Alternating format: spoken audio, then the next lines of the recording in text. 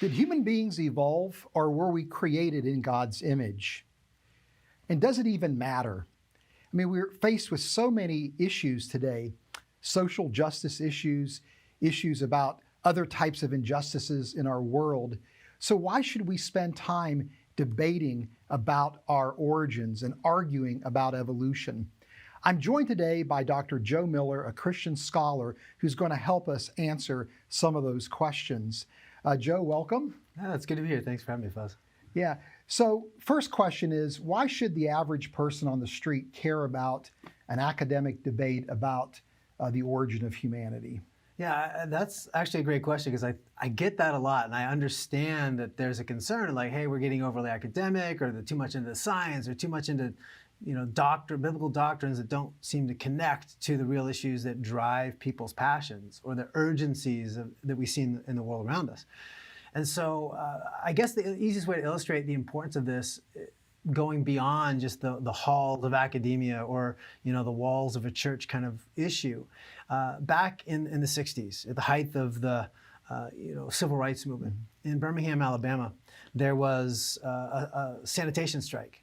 And these African American, these black workers had all these signs, and the signs said, "I am a man." And these signs are iconic in terms of this moment in history and what it meant for black civil rights and liberties in the United States. But the reason that sign was so important is because, in part, it wasn't just about they didn't have political freedoms or that there was problems, stemming from Jim Crow era type laws or segregation laws. It's that people looked at them and said, "You're not really a human being. You're less than a human." And that debate, that battle goes back 100 years to the time of Darwin and beyond him, even before him, to be honest. But, it came to a head, this sort of, at least the scientific arguments against the full humanity of certain people groups. And so if we're going to really address the concerns of those men who are having to fight for their rights to say, "I am a man," then we need to care about this type of issue. Yeah, so how does a biblical perspective weigh in on this question then? Yeah.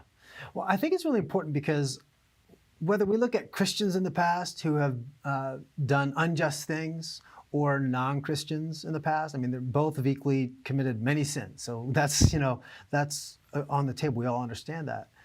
But I think in my study, what I've looked at and what I've seen in history is that those Christians who've been guided by a strong biblical hermeneutic, that have a clear understanding of biblical doctrine, and then tried to consistently apply that to those social issues, they were constrained. They were held back from just following the crowd.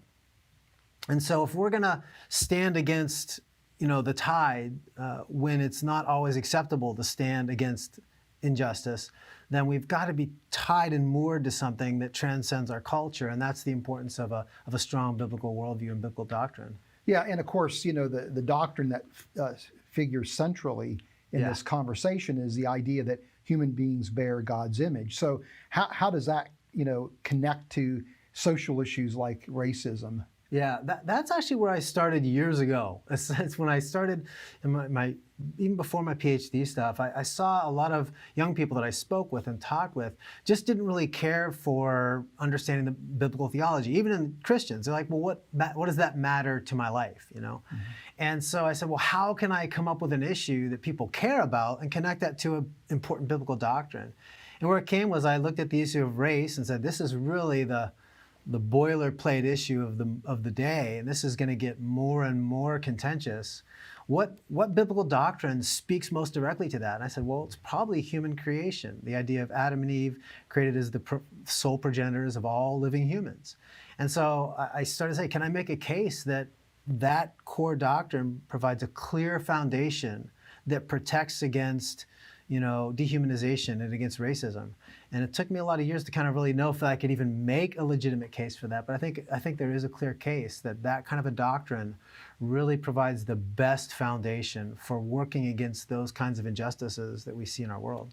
Yeah, because as I've heard you say when we've been chatting, is that, really what ultimately flows out of the idea of the image of God is that each human being is sacred. Yeah. It's not only that there's infinite value and worth to human lives, but but as Yeah. image bearers, we are sacred beings. Yeah, and that's the struggle. I mean, that's really the linchpin. It's such a. I remember when I first started to write the idea of human sacredness, or we are sacred beings instead of human dignity, right? The problem with words like dignity, and all people on all sides will acknowledge it's a squishy word. We don't really know what it means, and we can't really define it. Even the UN Declaration on Human Rights recognizes that it doesn't even make an attempt to say, we don't even know what the foundation is, but you can come up with your own foundation. We're just going to assert these are human rights based on human dignity. But they agreed there's no consensus on what even guaranteed those things outside of any one particular cultural perception or worldview. But the problem is when our rights are tied to culture, the rights can be diminished when the culture shifts.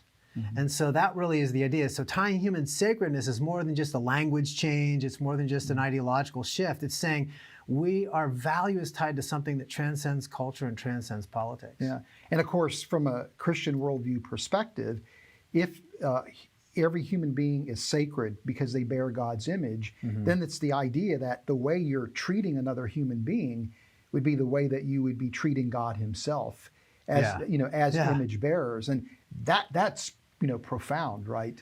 Yeah, it's that even my own body doesn't belong to me. Your body doesn't. We belong to God who created us. We are caretakers for the bodies, this world that He gave us. He's given us. So issues like even environmental care or human care, they all tie to the fact that our obligation rests with the God who made us. And when that's the case, we realize I have a standard that I have to live to that's higher than what any culture sets, or even what I might think is comfortable for me personally. Like I have to live my own life in a way that honors the God who made me, and because I'm His.